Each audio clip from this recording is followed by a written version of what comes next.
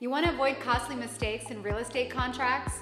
Well, if you're going to buy, sell, or invest in real estate, understanding contingencies can do exactly that and give you more control over the buying process with a get-out clause if things don't go as expected. During the last 2 years in the Bay Area, buyers waived all contingencies in their offers just to be considered seriously by sellers. But now, with the market cooling, contingencies are back in play. So, contingencies play a crucial role in potential future negotiations as well and protecting the buyer's initial deposit. The real estate contingency definition is something that all buyers, sellers, and agents should be intimately familiar with. So, what is a contingency? Simply put, a contingency gives buyers the right to back out of their contract with a deadline.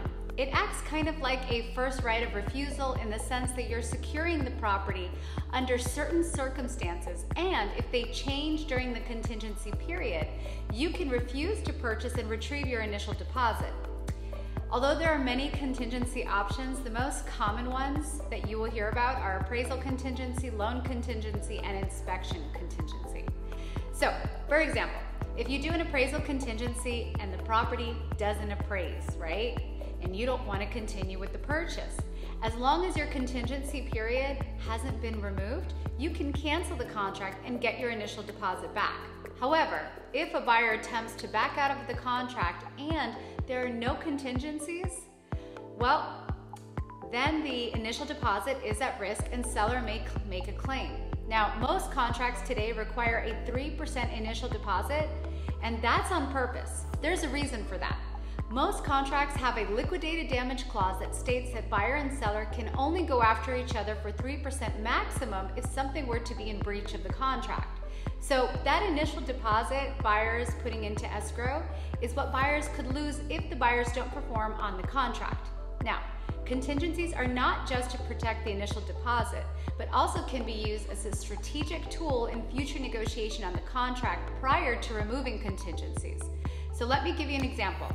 If the property didn't appraise and you haven't removed contingencies, buyers could come back and renegotiate the price to something closer to the appraised value prior to risking losing their deposit.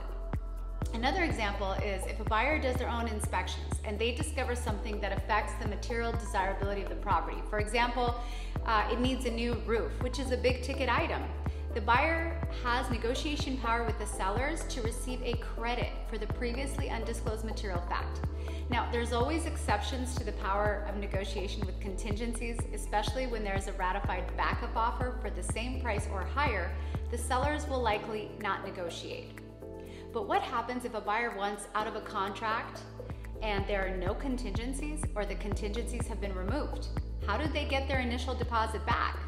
Well, you gotta stay tuned. We'll be detangling that mess next week. For more real estate tips, please follow, like, save, and subscribe. And I will see you next week.